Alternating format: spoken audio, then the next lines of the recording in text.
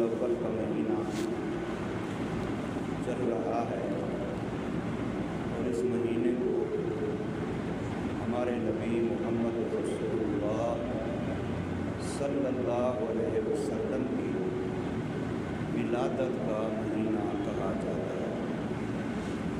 हुज़ूर सल्लल्लाहु अलैहि वसल्लम की विलादत की हतमी तारीख़ के बारे में बहुत सारे अक़वाल हैं, महीनों के लिहाज से भी, तारीख़ों के लिहाज से भी, औक़ात के लिहाज से।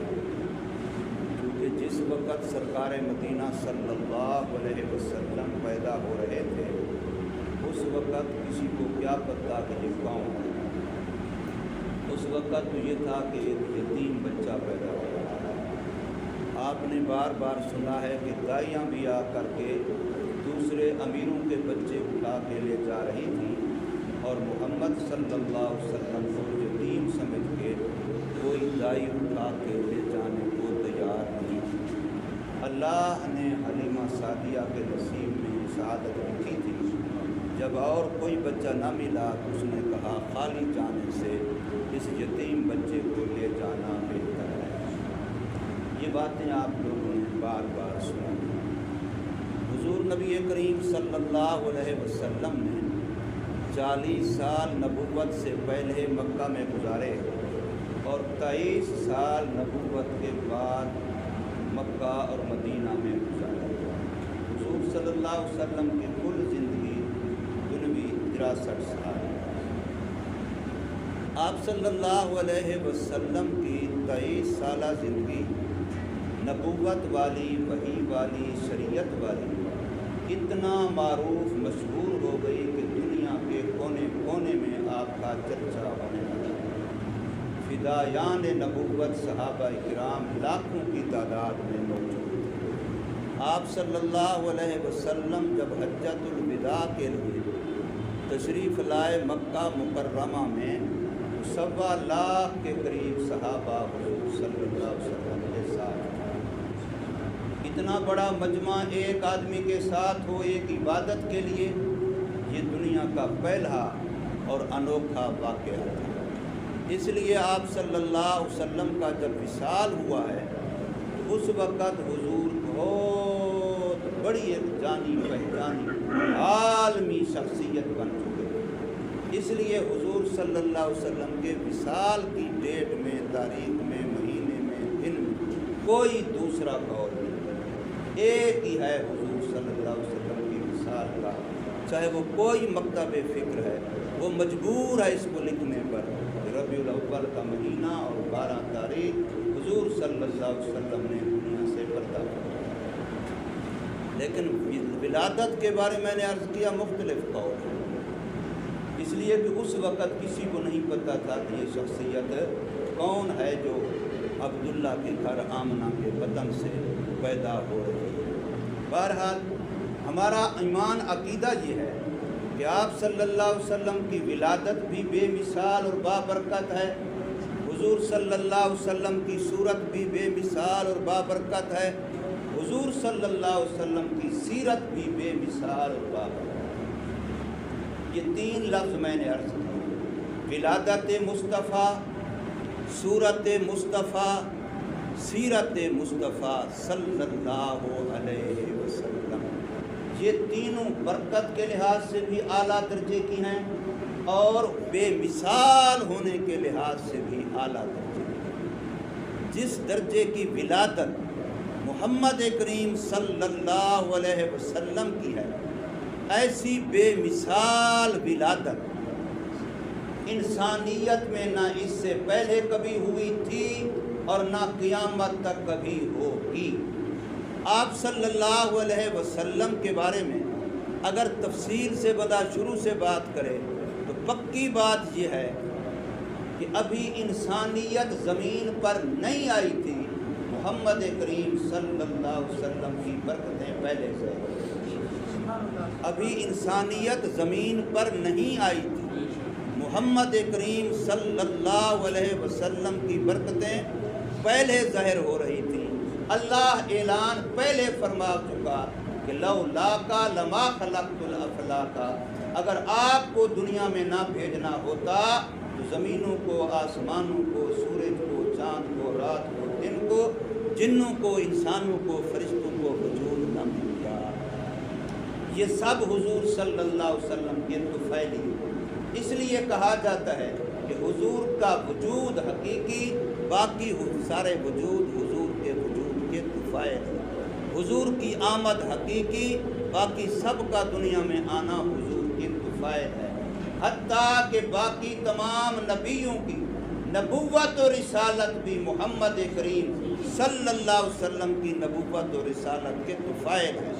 اگر محمد صلی اللہ علیہ وسلم کو نبی نہ بنانا ہوتا تو کسی اور کو نبوت نہ ملتی، اگر حضور صلی اللہ علیہ وسلم کو رسول نہ بنانا ہوتا تو کائنات میں کوئی اور رسول نہ ہوتا۔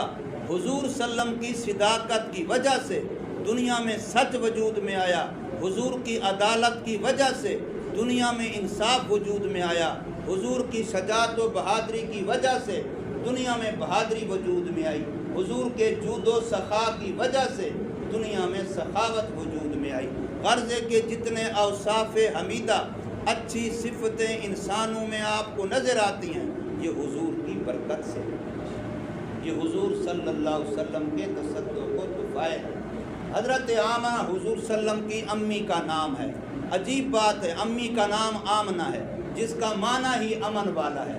گویا حضور جس وطن میں 9 مہینے رہ کے دنیا میں آ رہے ہیں، پیغام لے کے آ رہے ہیں، میں تو امن کا علم بردار ہوں۔ میں خون ریزی کے لیے نہیں آ رہا ہوں، میں خون بہانے کے لیے نہیں آ رہا ہوں، میں دشمنیاں مٹا کے امن قائم کرنے کے لیے آ رہا ہوں۔ تو ماں کا نام بتلا رہا ہے کہ محمد کریم صلی اللہ علیہ وسلم امن والے ہیں۔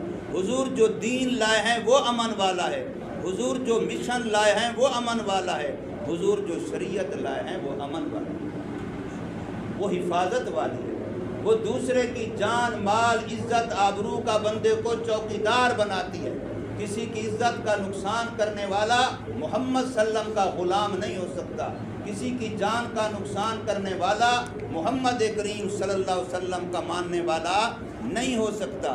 حضور کا ماننے والا وہ ہے جو دوسرے کی جان کا بھی پہرے دار ہے، دوسرے کے مال کا بھی چوکیدار ہے، دوسرے کی عزت کا بھی حفاظت کرنے والا ہے۔ تو حضور امن کا پیغام لے کر کے آ رہے ہیں۔ حضرت آمنہ فرماتی ہیں محمد کریم میرے پیٹ میں آئے، یعنی بچے ہونے کا احساس ہوا کہ ماں کہتی ہے میں حاملہ ہو گئی ہوں، بچہ میرے پیٹ میں آ گیا ہے، تو فرمایا میں پتھر سخت پہ پاؤں رکھتی تھی، لگتا ایسے تھا جیسے میں نے نرم کپاس پہ پاؤں رکھا۔ اگر میں دھوپ پہ چلتی، دھوپ کے اندر بادل آ کر کے میرے سر کے اوپر سایہ کر دیتا تھا، اس سے پہلے مجھے پسینہ آتا تھا، مجھے پسینے سے بدبو آتی تھی، لیکن جب محمد میرے پیٹ میں آئے میرے پسینے سے خوشبو آتی۔ امی فرماتی ہیں لوگ کنویں پہ جاتے تو رسی اور ڈول ڈال کے پانی کھینچنا پڑتا، جب میں پہنچتی تو پانی مڈیر پہ آ جاتا، مجھے رسی اور ڈول کے استعمال کی ضرورت پیش نہیں آتی تھی۔ امی فرماتی ہیں میں جنگل میں جاتی تو درخت و شجر مجھے سلام کرتے، اگر میں پہاڑوں میں جاتی تو پتھر مجھے سلام کرتے۔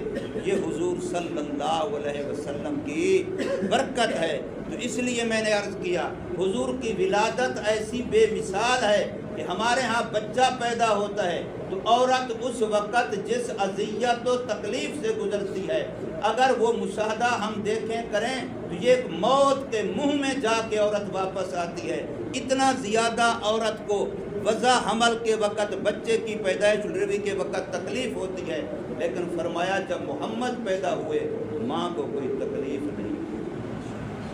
جب بچہ پیدا ہوتا ہے تو فطری بات ہے، ماں کے جسم سے گند اور خون بہہ آتا ہے، فرمایا جب محمد پیدا ہوئے تو ماں کے جسم سے کوئی گندگی اور خون بہہ نہیں آیا۔ حضور صلی اللہ علیہ وسلم پیدا ہوئے، فرمایا بچہ پیدا ہوتا ہے اس کو پہلا کام یہ کیا جاتا ہے کہ بچے کو صاف کیا جاتا ہے، بچے کو نہلایا جاتا ہے، اس کے جسم سے گند کو دور کیا جاتا ہے۔ لیکن محمد پیدا ہوئے تو پہلے سے غسل کیا ہوا تھا، ذرہ برابر بھی گند گندی چیز جسم پر لگی ہوئی نہیں تھی، اس لیے کسی کو غسل دینے کی ضرورت پیش نہیں آئی۔ محمد صلی اللہ علیہ وسلم پیدا ہوئے، یہ ناف جو عموماً ماں کے جسم کے ساتھ بچے کی لگی ہوتی ہے اسے کاٹنا پڑتا ہے، جس کو ناڑا کاٹنا کہتے ہیں، لیکن فرمایا محمد صلی اللہ علیہ وسلم کی یہ ناف پہلے سے کٹی ہوئی تھی۔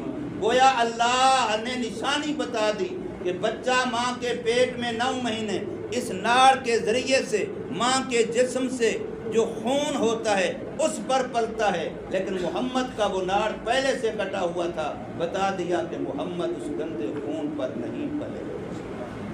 آپ کے جسم کی نشو و نما ماں کے پیٹ میں اس خون سے نہیں ہوئی ہے جس خون سے عام بچے کی نشو و نما ماں کے پیٹ میں ہوتی ہے، بلکہ اللہ نے اپنی قدرت کاملہ سے وہاں بھی محمد صلی اللہ علیہ وسلم کے وجود مبارک کو بھی پاک پرورش عطا فرمائی۔ حضور صلی اللہ علیہ وسلم پیدا ہوئے، عام بچہ پیدا ہوتا ہے، کچھ دنوں کے بعد بچے کا ختنہ کرنا ہوتا ہے۔ فرمایا محمد پیدا ہوئے تو مختون پیدا ہوئے، ختنہ پہلے سے کیا ہوا تھا، کسی کو ختنہ کرنے کی ضرورت پیش نہیں آئی۔ آنکھوں میں سرما لگا ہوا تھا، بالوں کو کنگھا کیا ہوا تھا، خوشبو پہلے سے مہک رہی تھی۔ یہ محمد صلی اللہ علیہ وسلم کی ولادت ہے۔ حضور کی ولادت بے مثال ہے، اس لیے حضور پیدا ہو رہے ہیں، مکہ شہر ہے، عبداللہ کا گھر ہے۔ حضور صلی اللہ علیہ وسلم آمنہ کے بطن سے صبح صادق کا وقت ہے، رات جانے والی ہے، دن آنے والا ہے۔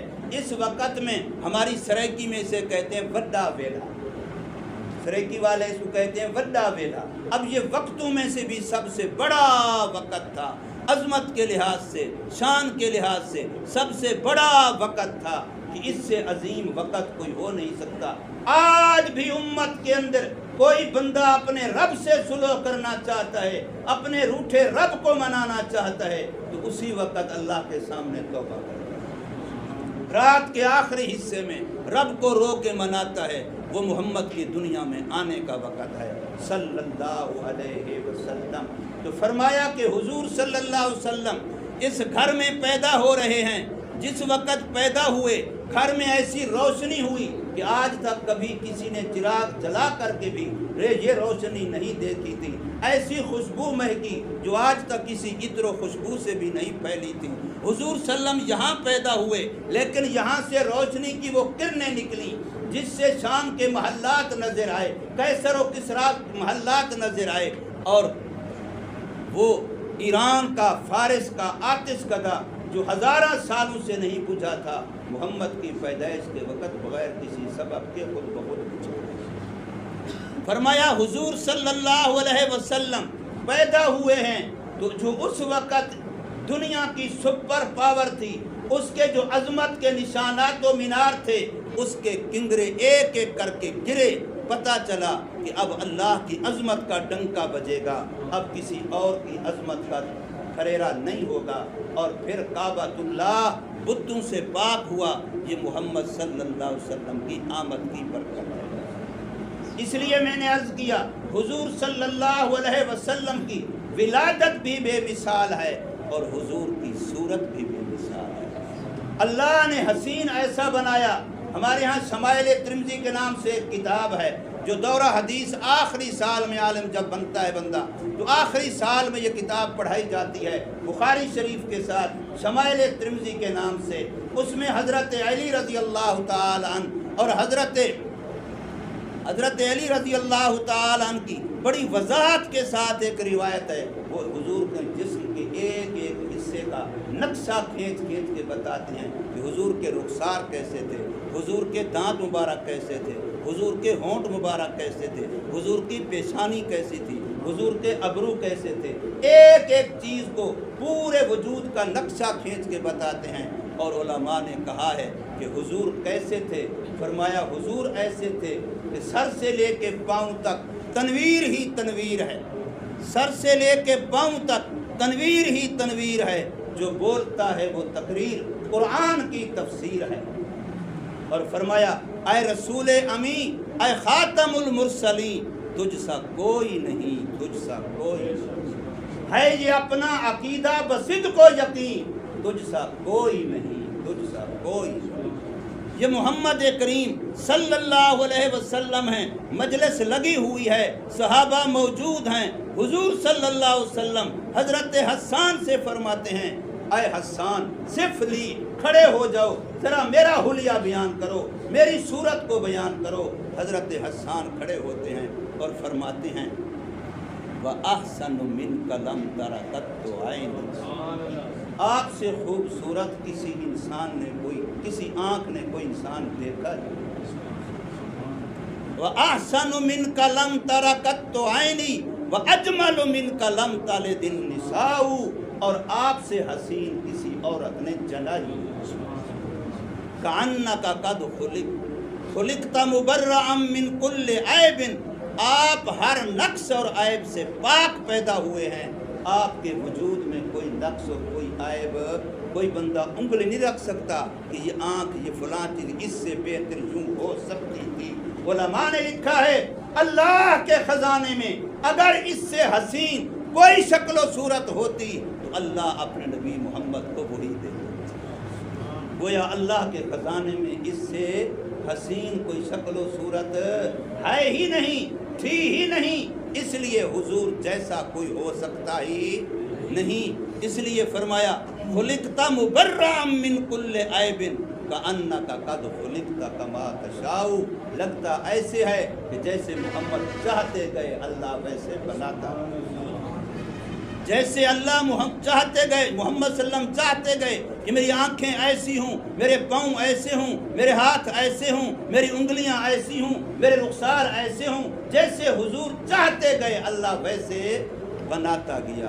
اس لیے حضور صلی اللہ علیہ وسلم کے بارے میں کہا گیا ہے یا صاحب الجمال و یا سید البشر، یا صاحب الجمال و یا سید البشر من وجہک المنیر لقد نور القمر، یہ آسمان کا چاند یہ محمد کے چہرے کی وجہ سے میں چمک رہا ہے، یہ حضور کے چہرے سے روشنی مانگ کے چمک رہا ہے۔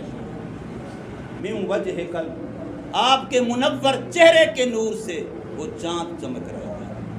لا یمکن الثناء کما کان حقہ، جیسے حق ہے آپ کی تعریف کوئی کر سکتا ہی نہیں، جس کی تعریف خود خدا کرے کوئی اور کیسے کر سکتا ہے؟ خود خدا اس کی تعریف کر رہا ہے، اللہ خود ان کو محمود کہہ رہا ہے، اللہ خود ان کو احمد کہہ رہا ہے، اللہ خود ان کو حامد فرما رہا ہے، اللہ خود ان کو محمود اور محمد فرما رہے ہیں، تو پھر کون ان جیسا کر سکتا ہے؟ حضور کی جو پیدائش والا سال تھا اسی سال ابرا بادشاہ حبشہ، اس کو پتہ نہیں کیسے بد دماغی خیال میں آئی کہ مسلمانوں کا جو کعبہ ہے مکہ میں جو اس کو ماننے والے ہیں اس وقت کے لحاظ سے دین ابراہیمی کے لحاظ سے اس کو خیال آیا کہ جا کے اس کو گرا دینا چاہیے، اس کا نام و نشان مٹا دینا چاہیے، اور اپنے ملک حبشہ میں اس نے ایک عمارت بنائی، اس کو کعبے کے طور پہ مشہور کریں گے، لوگ ہمارے ملک میں آئیں گے، ہماری دنیا میں واہ واہ ہو جائے گی، ہماری شہرت ہو جائے گی۔ ہاتھیوں کا لشکر لے کے قرآن مجید میں سورۃ فیل موجود ہے، آخری 10 سورتوں میں سے پہلی سورت سورہ فیل ہے، تو ہاتھیوں کا لشکر لے کر کے وہ آیا۔ اسی سورت کی تفسیر کے اندر علماء نے لکھا ہے ان ہاتھیوں میں سب سے بڑا مضبوط ہاتھی تھا، اس کا نام رکھا ہوا تھا انہوں نے محمود، اور میں نے ابھی بتایا آپ کو کہ محمود میرے نبی کے ناموں میں سے ایک نام ہے۔ قرآن کو آپ کھولیں گے اس کے آخر میں جو اسماء الحسنی لکھے ہیں محمد کریم صلی اللہ علیہ وسلم کے نام مبارک ان میں محمود بھی لکھا ہے، تو محمود حضور صلی اللہ علیہ وسلم کے ناموں میں سے تھا، حالانکہ ابھی تک حضور صلی اللہ علیہ وسلم پیدا نہیں ہوئے تھے، حضور کی پیدائش والا سال ہے، اسی سال حضور کی پیدائش ہونی ہے۔ وہ لشکر لے کر کے آیا، مکہ کے قریب آ کر کے پڑاؤ ڈالا، اب اگلا پڑاؤ گویا کہ شہر مکہ پر حملہ تھا۔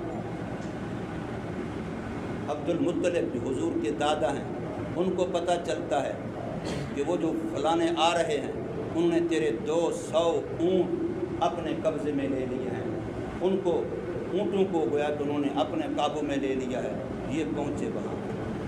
ابرا بادشاہ سمجھا یہ مکے کا سردار ہے، کعبے کا متولی ہے، یہ کعبہ کے متعلق بات کرنے آیا ہوگا، ہم اس پر حملہ کرنے آ رہے ہیں، کعبہ کو گرانے مٹانے آ رہے ہیں، اس بارے میں لیکن جب عبد المطلب کی بات ہوئی انہوں نے کہا میں نے سنا ہے کہ آپ نے میرے اونٹ قابو کیے ہیں، غصب کیے ہیں، چوری کی ہیں، تو کیوں ایسے کیے؟ میرے اونٹ مجھے واپس کرو۔ انہوں نے کہا کوئی بات نہیں، اونٹ تیرے یہ ہیں، لیکن ہم نے سمجھا تھا تو بڑا سردار ہے، کعبے کا متولی ہے، تو اس کی بات کرے گا۔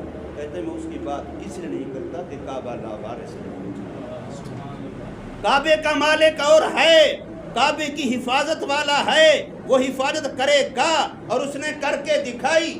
لکھا ہے کتابوں میں کہ جب صبح ہوئی لشکر کو تیار کیا، کعبہ پر حملہ کرنے کے لیے آگے بڑھے، اللہ نے غول بھیجے، ابابیل بھیجی، پرندے بھیجے، چھوٹے چھوٹے پرندے، ہر پرندے کے پاس 2 کنکریاں، ایک کنکری پاؤں میں، ایک کنکری چونچ میں، اور اوپر سے وہ چھوڑی، سارے تباہ ہو گئے، نہ آدمی بچے، نہ جانور بچے، نہ ہاتھی بچے، صرف ایک محمود بچے۔ وہ محمود نامی ہاتھی پر کوئی حملہ نہیں ہوا، وہی ہاتھی خالی واپس جب پہنچا تو وہاں جا کے لوگوں کو پتہ چلا کہ یہ ہاتھی کا آنا بتلا رہا ہے کہ ہمارے لشکر کا کوئی اچھا انجام نہیں ہوا۔ تو گویا حضور کے نام کی برکت سے وہ ہاتھی، ایک تو اس نے کعبے پر حملہ نہیں کیا، وہ حملہ کرنے میں شامل نہیں ہوا، جتنا زور لگایا اس کو آگے چلانے کے لیے وہ نہیں چلا۔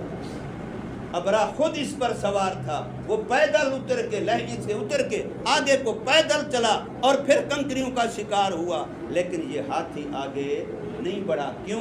حضور کے نام سے اس کے نام کی نسبت۔ تو جس نبی کے نام کی یہ برکت ہے کہ خدا کے قہر سے، خدا کے عذاب سے بچاؤ ہو جاتا ہے، تو اس نبی کی اگر سنتوں کو اپنا لیں تو پھر کتنی رحمت ہے۔